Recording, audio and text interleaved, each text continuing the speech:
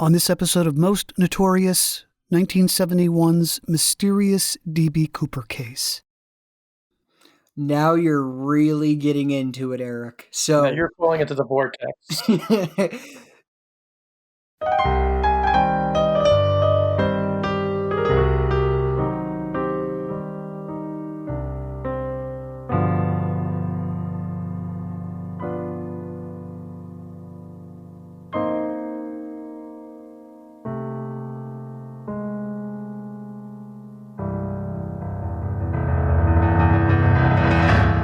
Welcome, everyone, to another episode of the Most Notorious podcast.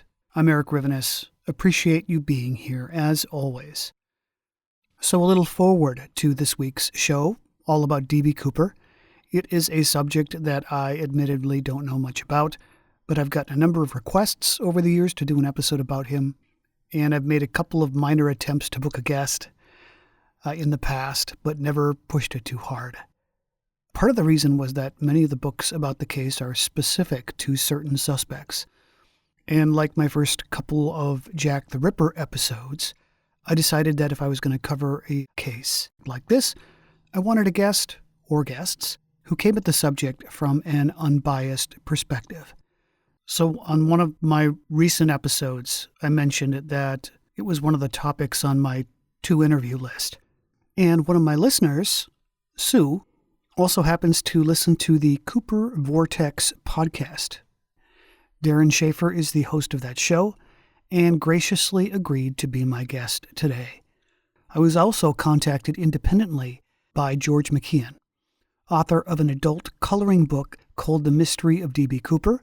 He has been a guest, by the way, on Darren's show, so they know each other already, and I thought it would be fun to have them both on together to enlighten us, on this classic American mystery, one that has captured the imaginations of armchair sleuths around the world. Darren and George, so great to have you here. Thanks for coming on. Thank you. Yeah, thanks for having me on. I appreciate it. So Darren, let me start with you. What is it about this case that motivated you to start an entire podcast about it? That's a good question. So I sort of fell into the vortex probably 5-6 years ago, and I started to get really deep into it at the exact time where I started a new job. And in this new gig, I work entirely alone. So I listen to 40 to 60 hours a week of podcasts and talk radio. And then having fallen into the Cooper vortex, I started searching for D.B. Cooper podcasts. And this is 2016, 2017. And there were a number of shows that had done an episode on D.B. Cooper. So I looked at the search results and I was like, all right, I got 17 shows I can listen to about D.B. Cooper now. And I started burning through them, and they were all exactly the same. It was 2 or 3 hosts drinking wine and would spend 20 minutes telling you about the hijacking, and then 20 minutes going over 3 different suspects. And then in the final 5 minutes, they would agree on who D.B. Cooper was. And I was so far deep into this. I had already probably read, 6 or 7 books on the case by that time. I was reading the forums online. So what I was getting from these podcasts was not what I wanted at all. I felt like I knew so much more than them. I was skipping through their explanation of the hijacking because I just got bored after hearing it so many times. And I was listening to this other show called Naked Mormonism with Bryce Blankenagel. And he was driving like an interstate battery truck when I started listening to the show. And it got successful enough that he was able to leave that job and work on his podcast full time.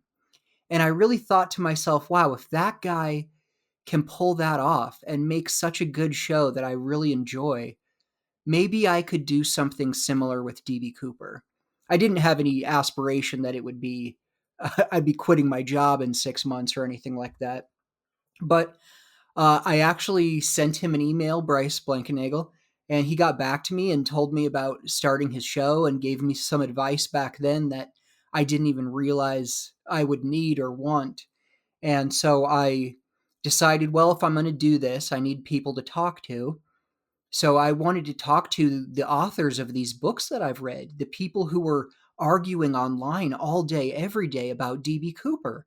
So I said, I'm going to email these 5 people to see if they'll be on my show that doesn't exist. And if 2 out of 5 say yes, I'll make this show. If they all say no, then, well, I didn't really waste any time. And right away, all 5 people said yes, they would love to be on the show. So then I was like, well, I got to do this now. So I bought a Zoom little 4-track and packed up my car and drove to Washington, did those first 5 interviews. And I thought it would be a fun thing to do for a few months, but here I am years later, still doing it. Ah, amazing. It's great that you've stuck with it and found your groove. So, George, how did you come to put your book together and decide to present it in such a unique way? Well, I come from, I have a long background in book publishing. And probably about a year and a half ago, I decided to dip my toe into the world of self-publishing. And so one of the things, I wanted to go into something in the true crime area. And of course, like many people, I've always been fascinated by the D.B. Cooper case ever since I was a kid.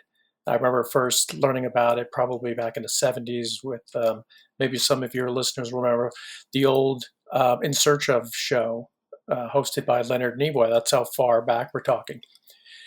And so, I did some research, and of course, I found out there are a lot of books out there on the subject. A lot of great books by authors like Bruce Smith and, of course, Jeffrey Gray. And so I thought maybe I'll come from this from a different perspective because I am a visual person. So I thought a adult coloring book might be an interesting way of presenting this case to an audience that maybe knew something about it, but weren't really ready to make the commitment into a full, into a 300-page book. And also to present it in a more accessible way to a larger audience. There's been an explosion of popularity in these adult coloring books in the last few years, especially during the time of COVID. And so I thought this case in particular really lent itself because of the subject matter. There's action, there's adventure, there's mystery, there's intrigue. And I thought that this was a really interesting way to present this case to a larger audience in a more accessible way, like I mentioned. And it's been a lot of fun. And one of the interesting things is that the more, and I think Darren will probably agree with this, the more you know about this case, you realize how little you really do know about this case and how much more you want to learn about this case, because there's so much out there and there's so many unknowns and so many unanswered questions that it's endlessly fascinating.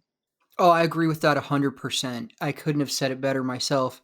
I feel like I know less about the D.B. Cooper case now than I did 7 years ago. And I've spent an inordinate amount of time on this. Yeah, I can only imagine. I mean, it's got to be fascinating and frustrating. I totally get why you call your show the Cooper Vortex. It pretty much sums it up. Yeah, I was originally going to call it the D.B. Cooper podcast because I'm that creative. But when I started talking to people, they kept saying, I got pulled in by the Cooper Vortex and I can't escape. And the Cooper Vortex. And I just thought, boy, that's a really cool name. I got to name my show after that. Credit to Mark Meltzer, who coined the term the Cooper Vortex. But I I interviewed Tom Kay early on in the show, and he told me, oh yeah, when I got into this, I thought it'd be something fun to do for 6 months, but here I am a decade later, still involved. And I sort of laughed at him, but now I'm in that same position, so sorry, Tom. So, interestingly, we just recently passed the 50th anniversary of this famous hijacking, November 24th, 1971. Would you mind walking us through that day, how the events unfolded? Darren, maybe you wouldn't mind starting with that question. Yeah, if you don't mind, George, I've Absolutely. done this a few times. Go for it. So, the day before Thanksgiving, November 24th, 1971, A guy in a business suit and raincoat with a black attaché case walks into the Portland International Airport. He buys a one-way ticket to Seattle. He pays with cash. The total price is $20. The only ID you needed to give at that point in time was the gate agent asked the gentleman his name. He said his name was Cooper, Dan Cooper. So the gate agent then writes that on the ticket. Cooper is one of the last to board the plane. He sits in the final row of the aircraft. It's a Boeing 727 that has aft stairs. And shortly after takeoff, he hands a stewardess a note. She hilariously assumes that it's just another old businessman trying to hit on her, so she stuffs it in her purse. He realizes this, so he has to get her attention again. Excuse me, miss, you might want to have a look at that note. I have a bomb. So she sits down next to him. He shows her his briefcase bomb, which it was several red sticks, some wires, and a battery. Exactly what you would picture like a cartoon briefcase bomb looking like. So he wants $200,000 and two sets of parachutes, two front chutes, which would be reserves, and then two back chutes, which are your mains, ready for him on the ground before they land in Seattle. The FBI and Northwest Orient Airlines, they round up his ransom and his parachutes. The plane lands in Seattle. He gets his money and parachutes. He lets the passengers off. Interestingly, the passengers did not know they were being hijacked. He was able to communicate all of his instruction between the stewardesses and the flight crew. The pilots and the dudes in the cockpit, they never got a look at him. They also never spoke to him. Oh, no, that's not true. Cooper talked to him on the interphone at one point, but getting into the weeds a little bit there. So after Cooper has his stuff, he has some new demands. He wants to be flown to Mexico City, but more importantly than where to go, he actually tells the pilots how to fly the plane. He wants the plane to fly no higher than 10,000 feet, no faster than 200 miles an hour. The landing gear will remain down, the cabin will remain depressurized, and the wing flap setting set to 15 degrees. And then, interestingly, he also says he wants to take off with the aft stairs down. And the pilots at this point freak out because they don't even know if the plane can fly with the aft stairs down. So they call into air traffic control. No one at Seattle International knows if the plane, the 727, can fly with the aft stairs down. So they call Boeing. Boeing confirms, yes, this plane can fly with the rear stairs down. We've tested it. So pilots still, they refused to take off with the rear stairs down, saying it was too dangerous in a plane filled with fuel. Cooper said he disagreed with their assessment, but would agree to lower the stairs after they took off. With the configuration that he asked for, the 727 didn't have enough fuel to get to Mexico City, so they debated a couple of refueling stops, and Cooper agreed on stopping in Reno to refuel. The plane takes off from Seattle approximately, I think it's like 7:50, 7:40. It takes off from Seattle. The plane lands in Reno at 10:15. There is no Dan Cooper on board. The money is gone. Two of the parachutes are gone. One of the parachutes is cut up. And then the only thing he really left behind was a black clip-on tie.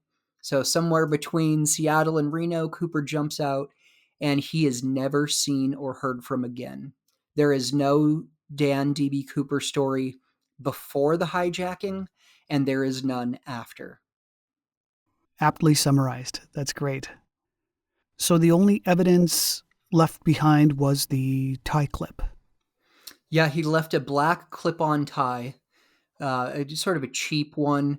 And then in 1980, Brian Ingram, who was an 8-year-old boy, discovered $5,800 on the shores of the Columbia River near Tina Bar. And that's it. We got the tie, and that money find is really the only physical evidence we have in this case.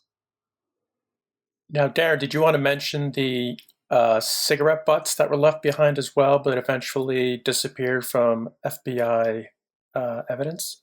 Yes, that's a great point. So Cooper smoked 8 cigarettes while he was on board there.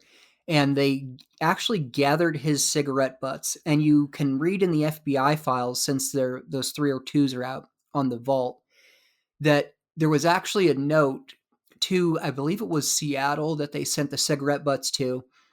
Hey, you guys take a look at these cigarette butts, see if you can find any evidence. If you can't, throw them away. So in 1971, they were probably more concerned about having stinky cigarette butts sit in their office than they were thinking, oh my God, there's DNA on these. So unfortunately, those were thrown away. So multiple people saw him on the plane. Is there a consensus on a physical description of him?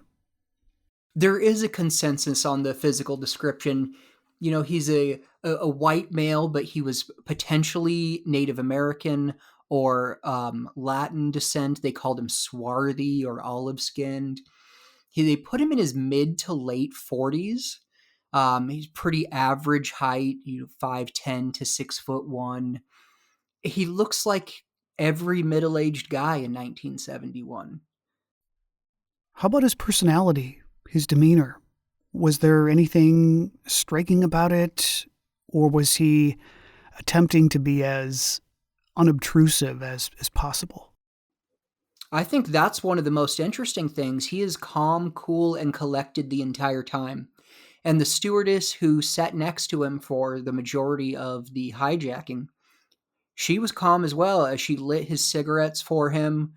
And then immediately after the hijacking, she comments that he was polite and never unkind. And she said that at one point in Seattle, when they were waiting to take off, he got impatient, but was never rude to her. He also ordered meals for the flight crew, because he's like, well, I'm keeping you guys for longer than you would have normally been working. As part of my demands, I demand meals for the flight crew. Yeah, I've always thought it's interesting that in Hollywood there's always the stereotype of the hijacker who jumps to the front of the plane and waves some sort of weapon around, screaming, and usually saying they want to be taken to Cuba or something like that. Very loud and aggressive and panicky.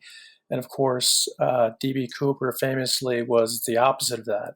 Like Darren mentioned, just calm, cool, collected, polite, which is amazing considering how stressful this situation was for not only the crew, but for him as well, especially knowing that he was going to eventually jump from this plane at 10,000 feet.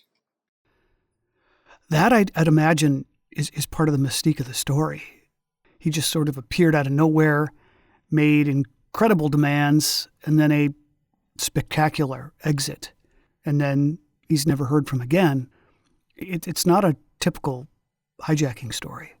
Oh, certainly. And he didn't physically hurt anyone. So if you're doing an entire podcast about the Zodiac killer, a lot of bad stuff happened to a lot of people in that case. But with Cooper, the only real victims were the airline and the insurance company that ended up paying that ransom. I think the most stressful part for the flight crew, and this is just my opinion, is the attention they've received for this over the last 50 years, more than the 5 hours that they were involved with Dan Cooper. That's true. I just recently, doing some additional research, I came across a January 12th, 2021 Rolling Stone article where they interviewed Tina Mucklow. And of course, anyone who knows anything about this case knows that she's had a very low profile since this case happened. She really has not wanted to engage in many interviews and so forth. And she said in the article that she did not suffer PTSD from this event. That yes, of course, it was an upsetting situation, but eventually she was young and resilient and got over it. And she said more distressing to her have been people over the years tracking her down and attempting to interview her for different reasons. So I want to ask you about the bomb he claimed to be carrying. Do you think it was fake or real? You want to take this one first, George?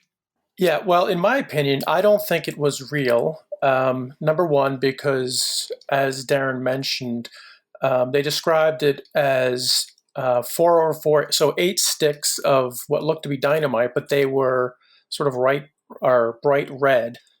Again, sort of like a comic book version of what a stick of dynamite looks like. And from my understanding, they're not typically bright red. They're either sort of gray or sort of brownish, more dull color. And secondly, there really was no reason for the bomb to be real, because I mean, really, who is going to challenge someone who says they have a bomb? And I mean, what are they going to say?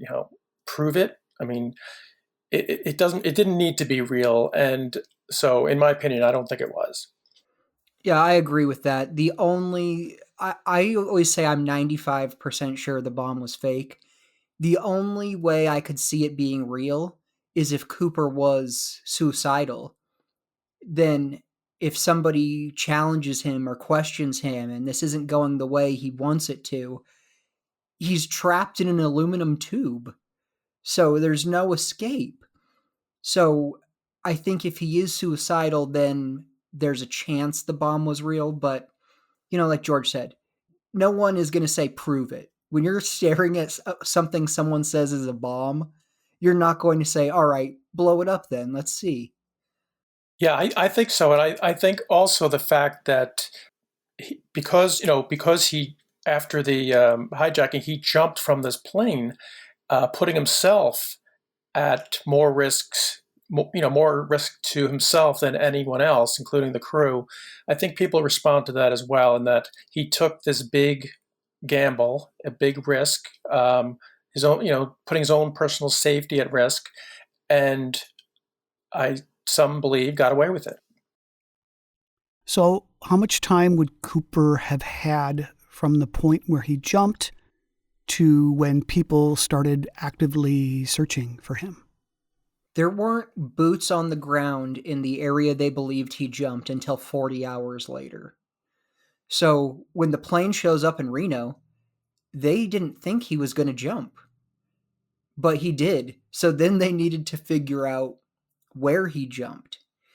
And looking at the flight path and the log and the pilots, talking to them, what they determined is there was this pressure bump and some oscillations that occurred in between 8:11 and 8:13, depending on which transcript you're reading.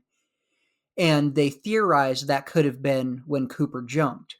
But to confirm that, they took the exact same plane, I think it's N467 US, and flew it out over the Pacific Ocean and pushed a 200-pound sled off the back to see if it would reproduce that pressure bump and the oscillations the flight crew felt. And it did. So they were confident now. They knew about where the plane was and about what time he jumped. And that's how they put together the FBI's proposed drop zone. So the natural thing would have been to look for a parachute, an easy way to figure out where he landed, unless he was able to pack it up or dispose of it.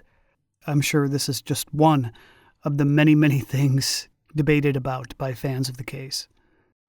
Oh, yeah. And they didn't have a really good ground search until the spring. So, like 6 months later, because the area he jumped in, a lot of it is really densely wooded, but then you're also going to get some snow in December and January. So, to push through brush and the snow was just too difficult. So, it was March before they had National Guard. I think there was a group from the Army there. There was a bunch of volunteers, Boy Scouts, and police officers that just started stomping through the woods for about 2 weeks.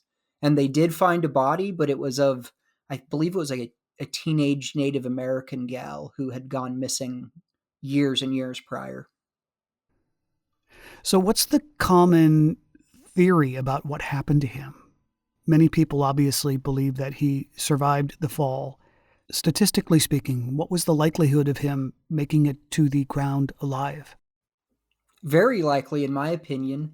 The book I always recommend, if you think he died in the jump, pick up Marty Andrade's Finding D.B. Cooper, Chasing the Last Lead. He doesn't focus on a suspect in that book. Primarily, what he does is prove that the jump is totally survivable. I've spoken to many parachutists, which tend to be cocky people anyways, but they all believe that they could totally pull that jump off. All the military people I've talked to believe they could totally pull that jump off. So you also had the Cooper copycats. All of them survived their jump. So I say he lived. What do you think, George? I agree with you. I think that if you're if you're going to take something like this on, you have to be pretty certain that you're going to survive a jump like this. I mean, I don't know, Darren, if you want to get into the whole question of the type of parachute that apparently used or not. That might be interesting. Yeah, I'm down to talk about that. So, Flyjack, who is a DB Cooper researcher extraordinaire, he has sort of tracked down this information, and I'm a big fan of it. So, there is 2 parachutes left on the plane when it touches down in Reno. One was a reserve, and Cooper actually cut that parachute up and used some of the shroud lines. I assume he used them to tie gear to himself for the jump. And then there was the other main that was unused. And what they found in that other main was 2 packing cards. So when you pack a parachute, you have to have this document in there: what the parachute is, its date of manufacture, who packed it, when you packed it, and your parachute packer's license number or something to that effect. And so the parachute remaining on the plane has 2 packing cards in it. Why does it have 2? Flyjack's theorizing, and I pretty much agree with this. Cooper likely took the packing card out of one parachute, looked at it, and then either intentionally or on accident slipped it into the other parachute that he didn't use. So that tells us pretty much exactly what he jumped with, which is a Navy backpack with a 24-foot conical parachute in it. I think it was 24. Sorry if I messed that up. Maybe it was 26.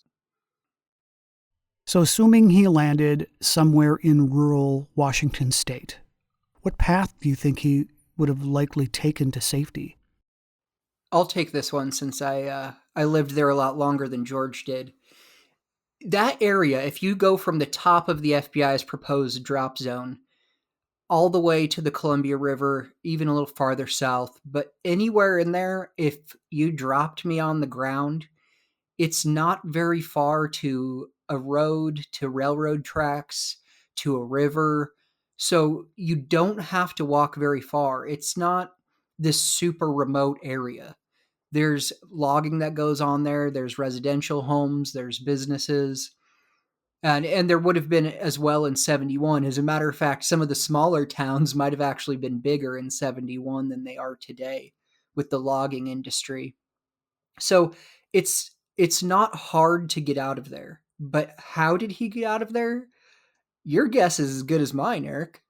Maybe George has a perfect theory on how he got out of the area. I wish I did, but I don't. I mean, I think, again, we don't know who this man was. We don't know what his background was. I would have to think that he must have been very resourceful and just figured out a way. Whether or not there was a co-conspirator, of course, that's another question. But, people, depending on what sort of background you have or training, are very resourceful and can work themselves out of all sorts of sticky situations. So, if he had had a co conspirator waiting for him down below, then he would have had to have had a pretty good idea of where in the flight to jump out. He would have known where the flight was going and timed things well for his escape. Yeah, I think that's something we still don't know. So I talked to Cliff Ammerman, who was running the air traffic control in Seattle on that day. And one thing I was trying to bully him into saying was, did Cooper dictate the flight path based on the conditions he requested in the aircraft? one of the things being 10,000 feet. You have the Cascade Mountain Range right there, and there aren't a lot of peaks over 10,000 feet there, but if you're in a 727, you don't exactly want to fly 37 feet over the top of a mountain. So I'm not sure if he actually knew what flight path the plane was going to take, or if he just knew the conditions the plane needed to be jumped from. So I don't know the answer to that, really. What do you think, George? Well, I think you're right, and I also think that correct me if I'm wrong, but he didn't. In so many ways, he planned this very carefully, but then in other ways, especially exactly when and where he was going to jump, he seemed to just do this by chance, sort of letting the circumstances dictate exactly when this happened. And I understand he had some trouble with the aft stairs and eventually had to have the flight attendant, Tina Mucklow, help him lower the aft stairs, which would allow him to jump from the aircraft.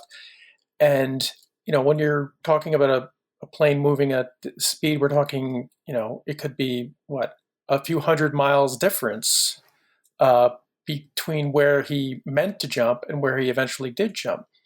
So I think you're right. I don't think he knew exactly where he was jumping when he exited the plane or where he would land.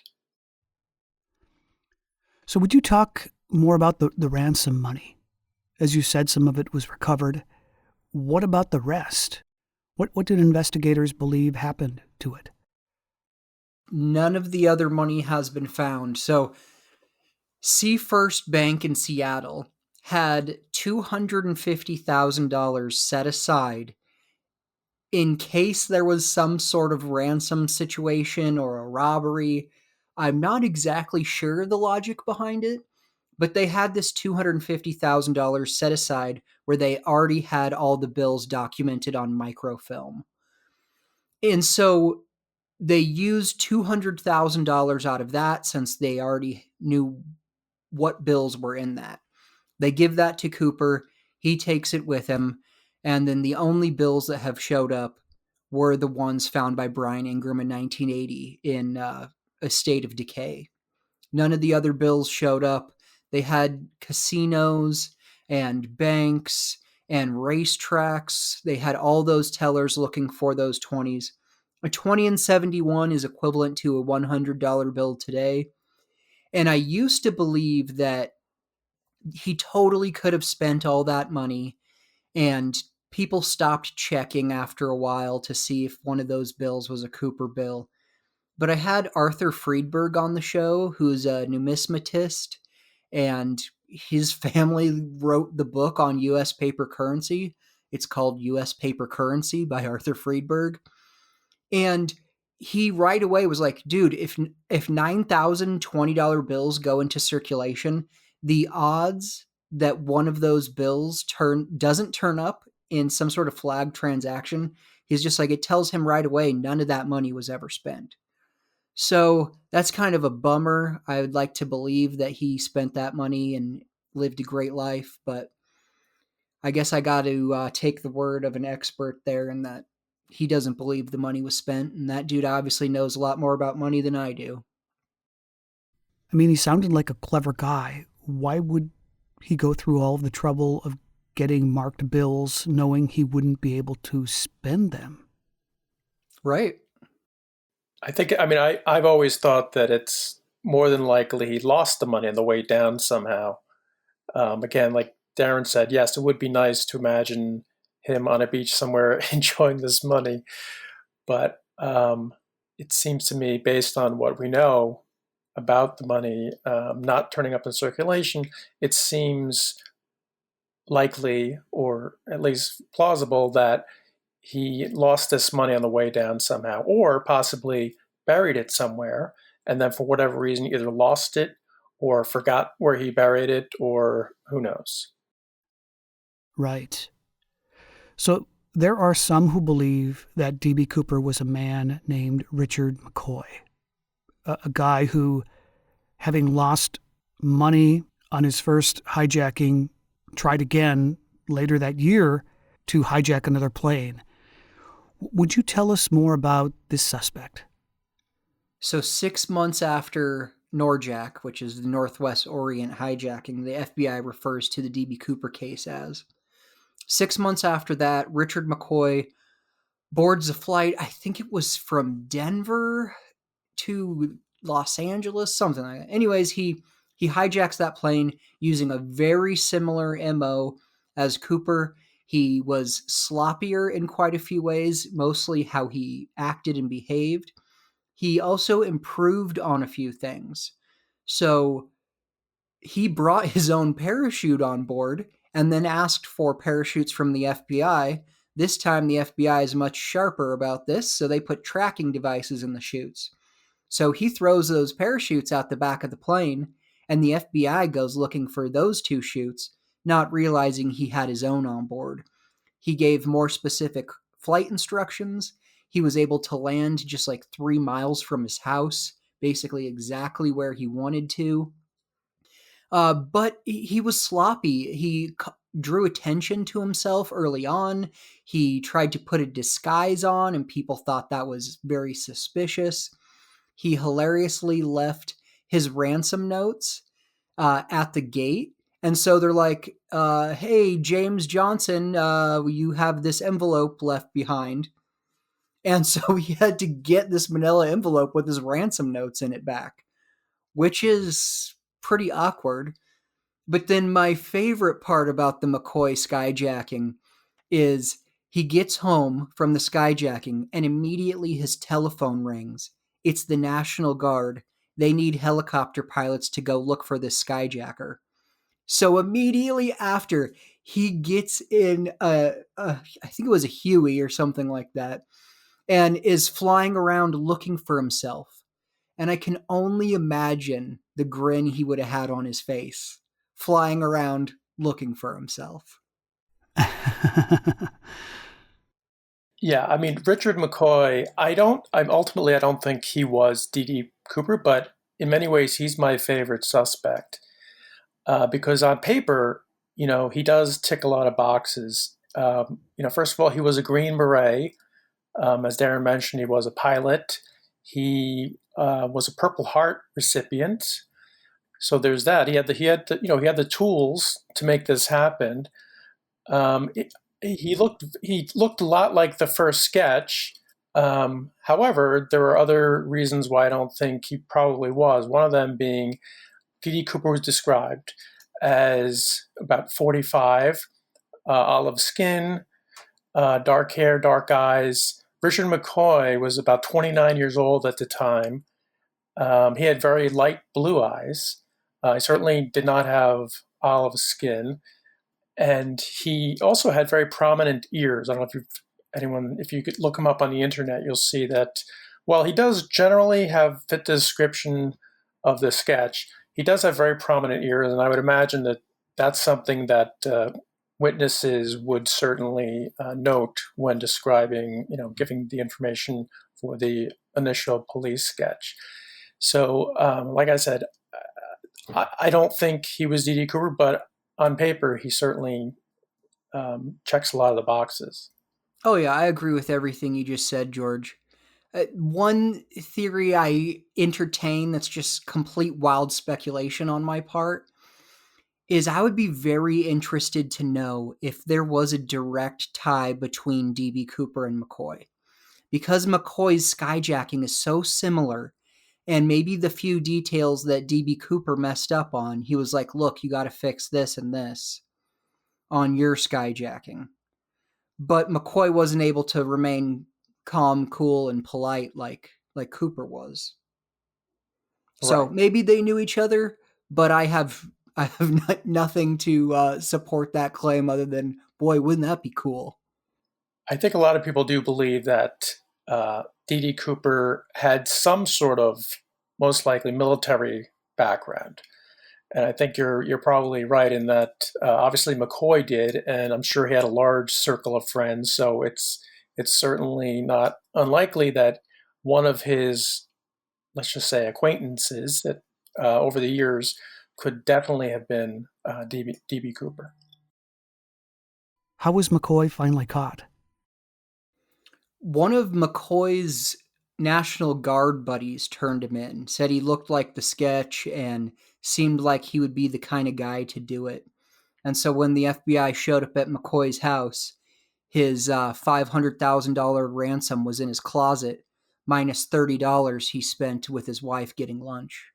But then the McCoy story gets even crazier after that. So he breaks out of custody, and then he's put in this jail, and then in jail he makes a gun out of dental paste and uses it to steal a garbage truck and rams through the gate, and then goes on some weeks-long chase with the FBI, ends up in North Carolina, and shoots at a FBI helicopter, and then runs back to his house where an FBI agent is waiting, and then shoots him. And that agent, when he shot McCoy, I think his name's Nick O'Hara, he said, "When I shot Richard McCoy, I shot D.B. Cooper." Wow. So on this show, J. Edgar Hoover's name is often mentioned, usually disparagingly. He was still alive when this happened and director of the FBI. Was this something that was important for him to solve, or did he have his mind on other things? I actually don't know much about J. Edgar Hoover. What about you, George?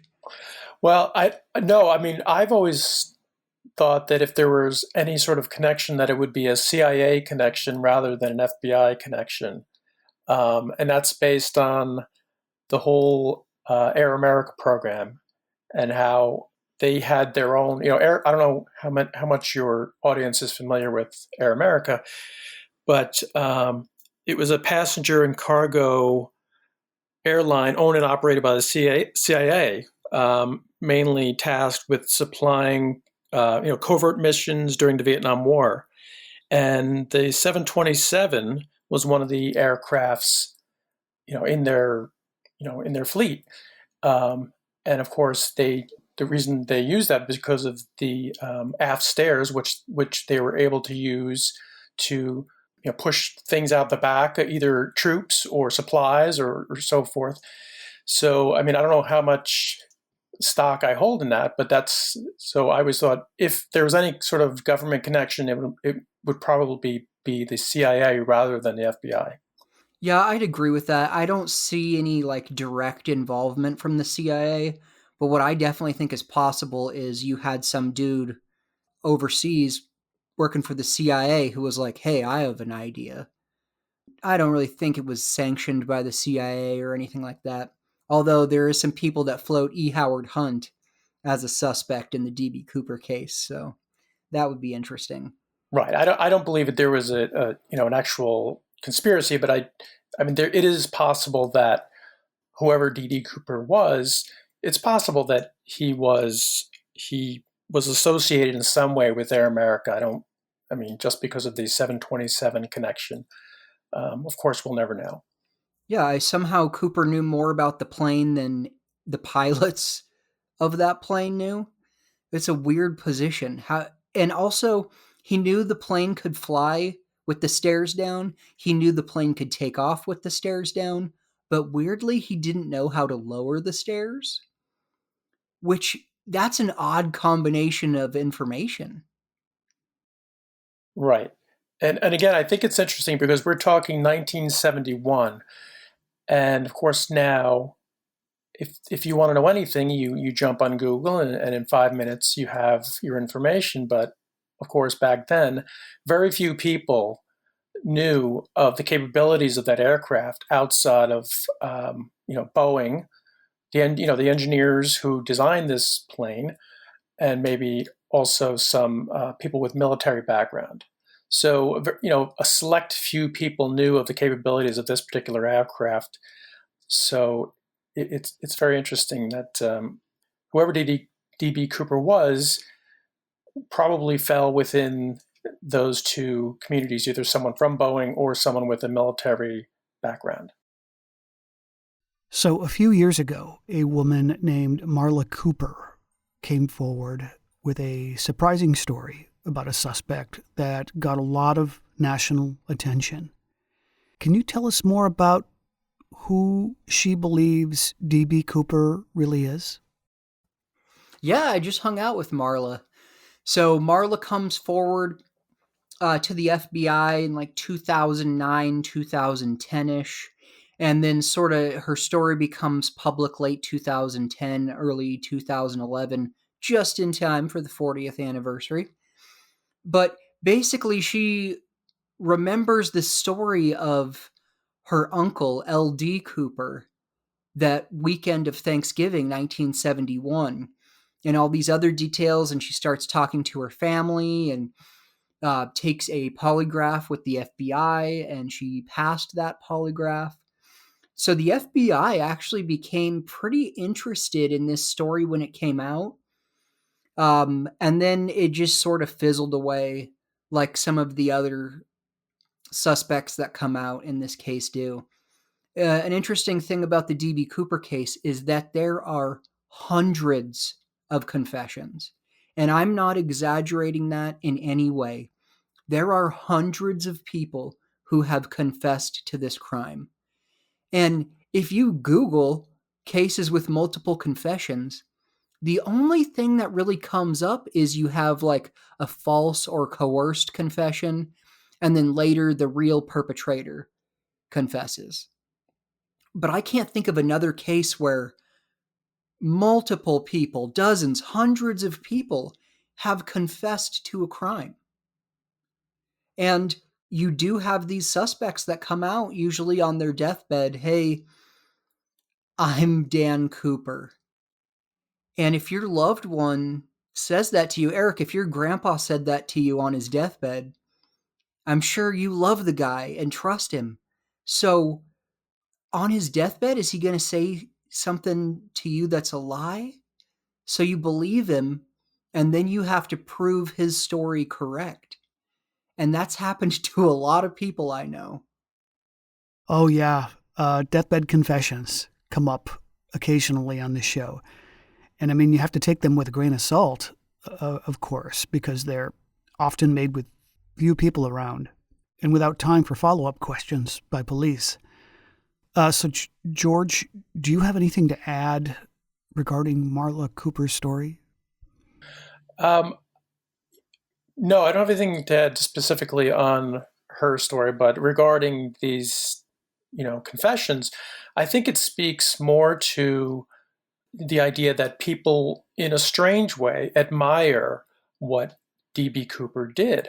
I think, and so in their own way, I mean, I suppose it's in probably 99, I mean, I think most likely in all these cases, it's a little bit of a case of stolen valor in that they want to be, in their own way, associated with this case and associated with this person who, like I said, in a strange way, they admire what he did, in that some people see him as an antihero, and that it was a victimless crime. I don't know if I necessarily agree with that, but a lot of people do feel this way. And how often are there cases where people are, standing in line essentially to confess to a crime, a federal crime at that? One that if they were convicted, they'd be sent away for the rest of their life.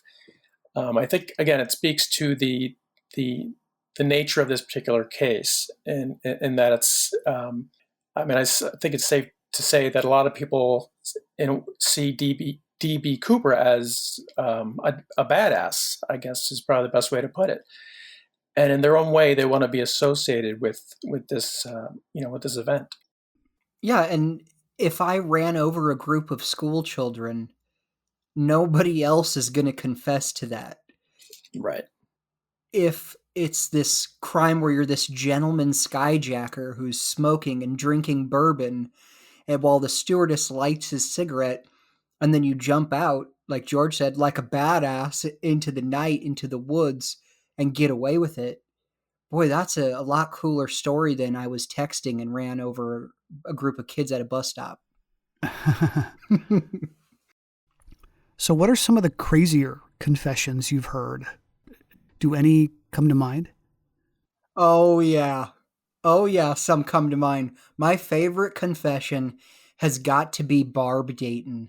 So, Barb Dayton was born Robert Dayton. She was the first person in Washington state to get gender reassignment surgery before the hijacking. She did it in 68 or 69, I believe. And then her life's not really going well. She's working as a librarian. She's sort of unfulfilled. So she decides to prove to herself that she's still a badass. Dresses back up like a man, commits the skyjacking, throws the money in the garbage essentially because it was never about the money, and returned to her life as a librarian in Seattle. Then years later, confessed to her friends Ron and Pat Foreman about being the skyjacker. And they wrote a book about it, The Legend of D.B. Cooper, Death by Natural Causes. So that is, I mean, if you want a wild confession, how about one from a woman, a trans woman? So that one's one of the more wild. Is there any confessions that stick out to you, George? I mean, Darren, I think I have to agree with you. I mean, of all the confessions, that one is, I would say, the most colorful for sure.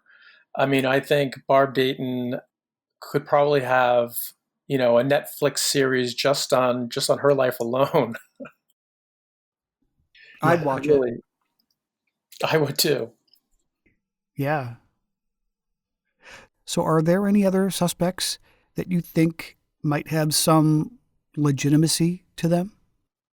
Oh, certainly. There are a lot of suspects like that.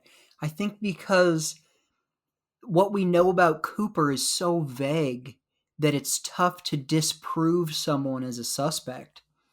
I'm a fan of Wolfgang Gossett. I think he's very interesting. I like Ted Braden quite a bit. He's very interesting. James Klansnick is interesting. William J. Smith is another suspect that I just can't disprove him enough in my mind to eliminate him. You feel the same way, George? You have like five suspects. You're like, it could be him. Yes, I do, but I think it's important to note that no one was ever charged for this crime. So, with the vast resources of the FBI and the well over, is it well over 1,000 suspects? Correct me if I'm wrong, Darren, that they interviewed. No one apparently fit the bill close enough to, move forward or to charge with this crime. So while all of these suspects are very interesting, the FBI themselves didn't think anyone, there's enough evidence pointing to any particular suspect to charge anyone with this crime. Could you talk more about Wolfgang Gossett, who he was, and some of the things that make him a tempting suspect? Wolfgang is another gentleman who confessed to the crime. He confessed to both of his sons on their 21st birthdays. He also confessed to two different lawyers, one in Utah and one in Oregon. Wolfgang Gossett was a veteran. He was a survivalist.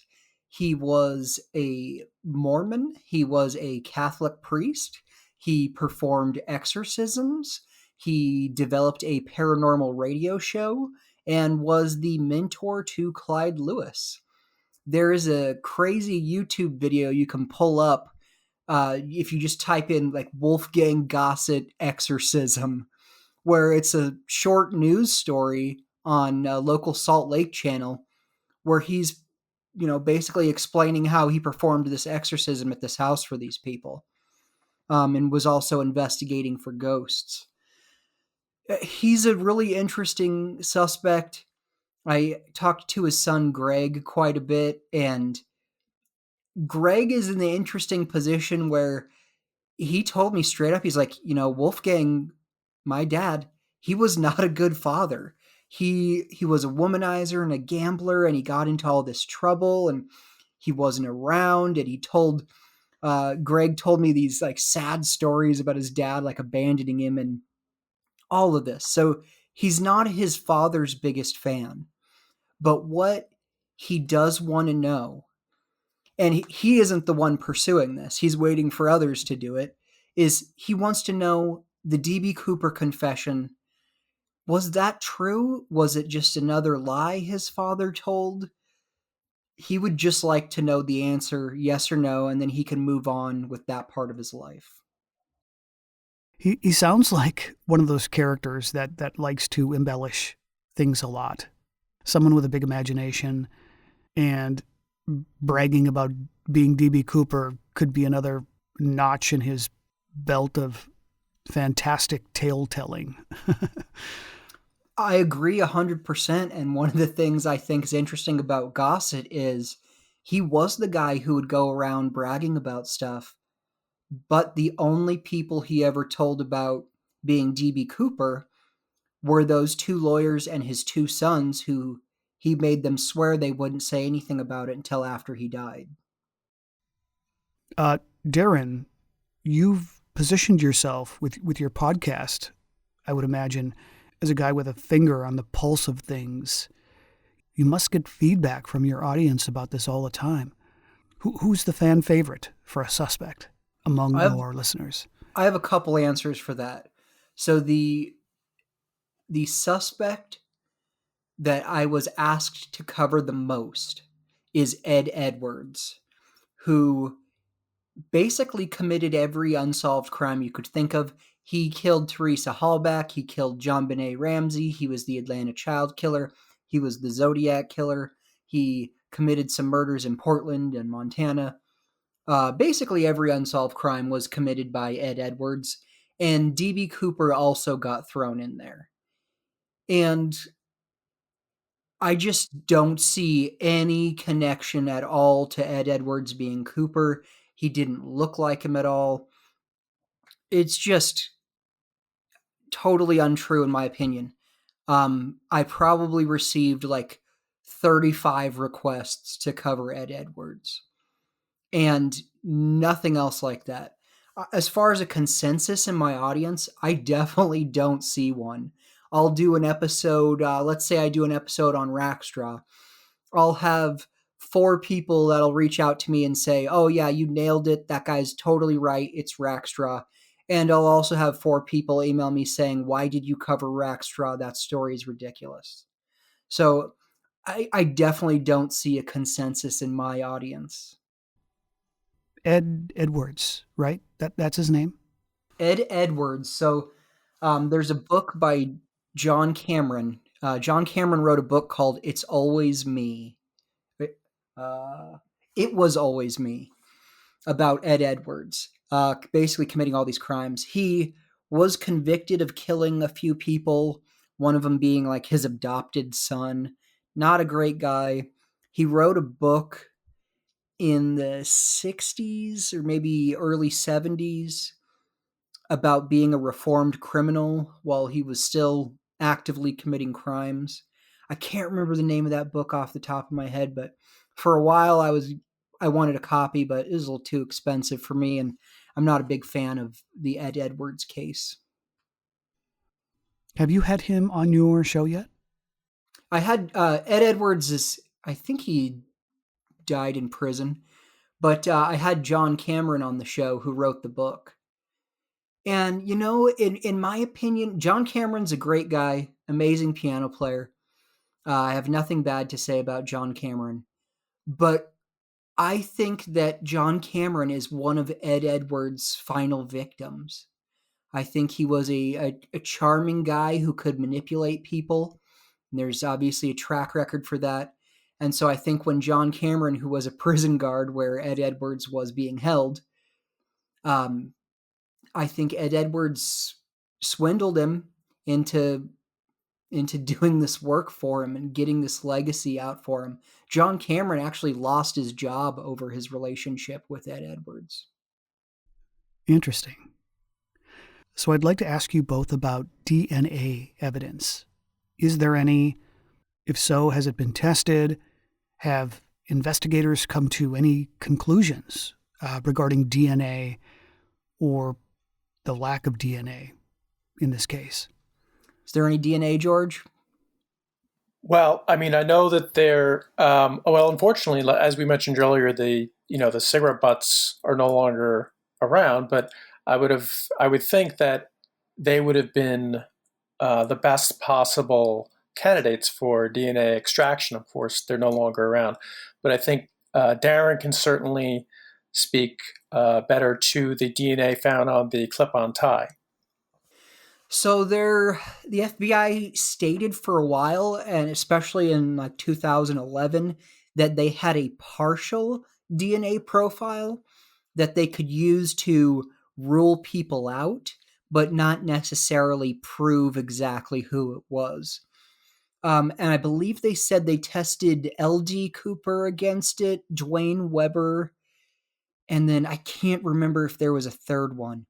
But what is a partial DNA profile? Where did they get that? Do they even know that that's Cooper's DNA? I think they weren't sure of those answers either. So that's why they stopped sort of going down that route. And then in 2019, that Final Hunt for D.B. Cooper documentary had Eric Eulis and Tom Kay in it. And they were able to pull a DNA profile off the tie. And they believed it was D.B. Cooper's DNA. Well, unfortunately, it came back. It was Tom Kay's DNA. So we weren't any closer to figuring out who Cooper was than we were before that. So I don't think there's any DNA in this case. I know the people always talk about the Golden State Killer case being able to be solved with ancestral or familial DNA. I'm no scientist, so forgive me about that. And I would like to see the Cooper case solved the same way, I think, but we don't have any DNA that I'm aware of. He also drank 2 drinks on the plane, 1 or 2, I guess, depending on what you're reading. And his cups just sort of got mixed in with all the other passengers' cups, so they couldn't even be sure which one he drank to pull fingerprints off. I think they believed they had a solid palm print on the chair he was sitting in, but people don't usually get their palms printed, especially in 71. So, what would have to happen for this to be conclusively solved? Like you've said, lots of people have confessed to being D.B. Cooper. Obviously, just a confession doesn't cut it. What proof do you need?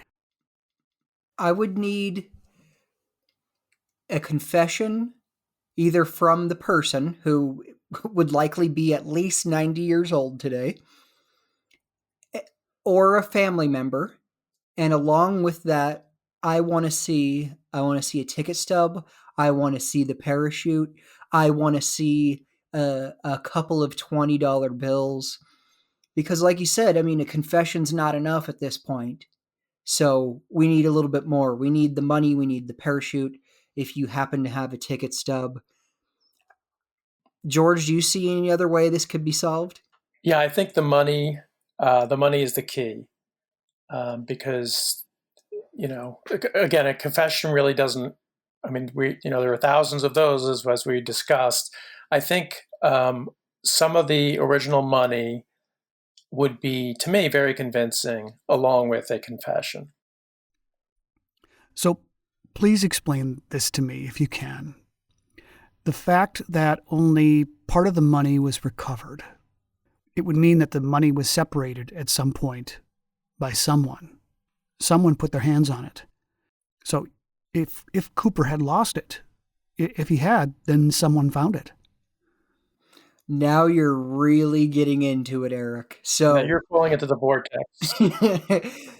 One of the crazy things about that money find is where it was.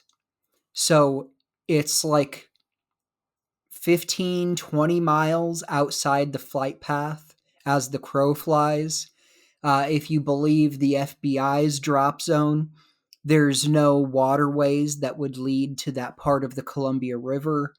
They've done some other testing in waterways that would feed into the Columbia, but they weren't able to get Tom K actually bundled up, I want to say it was 25 $1 bills, and put a card on there, and it said, "You can keep this money, but please call me and tell me where you found it."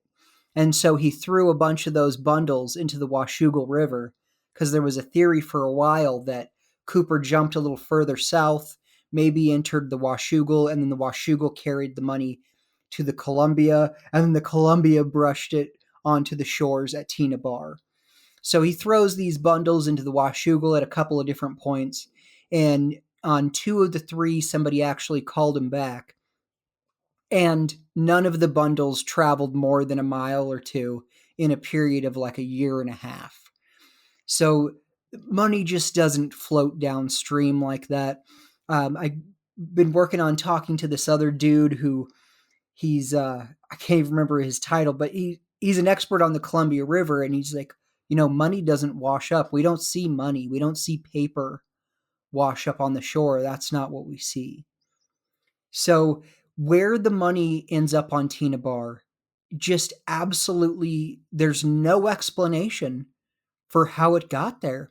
The wind would have been blowing in the opposite direction, so if the plane's on the flight path and he jumps out, he's going to drift a little bit east. The money, like I said, is 10 to 20 miles west of where the plane was. And then interestingly, Tom K has done some recent work on this. He has a paper published in, I believe it's called Scientific Reports, where it's the first use of analyzing diatoms in a forensic investigation. So I'm no scientist, but basically a diatom is this microscopic plankton-like algae, single-celled, boring thing, and it sort of grows this glass around it.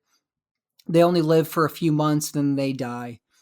Well, on the money found at Tina Bar, Tom K discovered this species of diatom that only blooms in the spring and summer. There are no winter diatoms on the money. So that tells us Cooper jumps in November, but the money gets wet in the spring or summer and then is dry the rest of the time. So does that mean the money was put there 8 months before Brian Ingram found it? Or was it put there, got wet in the Columbia in the spring and summer somehow, ended up on Tina Bar there, and then didn't get wet again?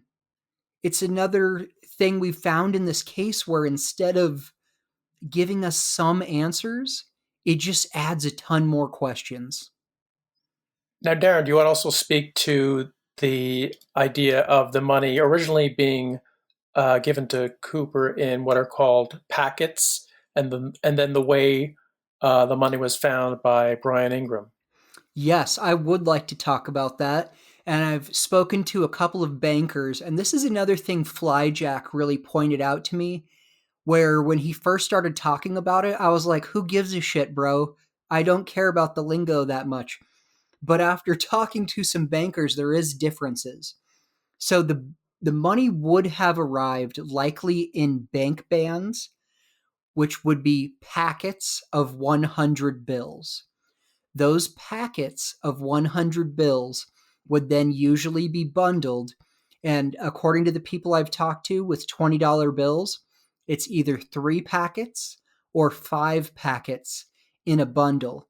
And then you would put rubber bands around the bills that way. So the way the money is found on Tina Bar, Brian Ingram said that the rubber bands were still on tact, holding this bundle of packets together. And when they picked him up, the rubber bands fell apart. I haven't seen anything specifically if they were bank bands still on there, but if the money got wet and was on the beach in the sand, the paper bank band is definitely not as durable as the fancy fiber, cotton, whatever money is made out of. So it's possible that the paper bands just sort of disintegrated. So yeah, he finds the money just like that, which is even more kind of hard to explain because you had sort of this dredge theory. Cooper landed in the Columbia maybe, and then a dredge went by and scooped up all the sand, and then the money went through the dredge and was spit out on Tina Bar. The idea that it could stay together like that going through the dredge, I just don't buy it. Plus the diatom information we have, and then you have this Palmer report from years and years earlier about sort of what soils and deposits and dredge spoils are on the ground there. It's another thing, like I said, it only adds questions. It doesn't provide any answers. Oh, okay. So we've finally dipped our collective toe into the actual vortex here. And I'm going to pull it back out now. And anyone who wants to head back in, they can do so through your podcast, which is available pretty much wherever podcasts are found. Yep. Wherever you get your podcasts, the Cooper Vortex, check it out. We're on Facebook, Twitter, Instagram. My show's badass, and it's totally free. Check it out. Especially the episode I did with George. It's phenomenal, right, George? Well, thank you, Darren. I don't know about that, but I appreciate it. And George, your book again, it is called The Mystery of D.B. Cooper. Yep, it's available on Amazon. It's available at Barnes & Noble and independent bookstores as well. Well, thanks so much to both of you for coming on. It's been fun. Thank you. Yeah, my pleasure. Again, I have been speaking to Darren Schaefer, creator and host of The Cooper Vortex, and George McKeon, author of The Mystery of D.B. Cooper. This has been another episode of the Most Notorious Podcast, broadcasting to every dark and cobwebbed corner of the world. I'm Eric Rivenes, and have a safe tomorrow.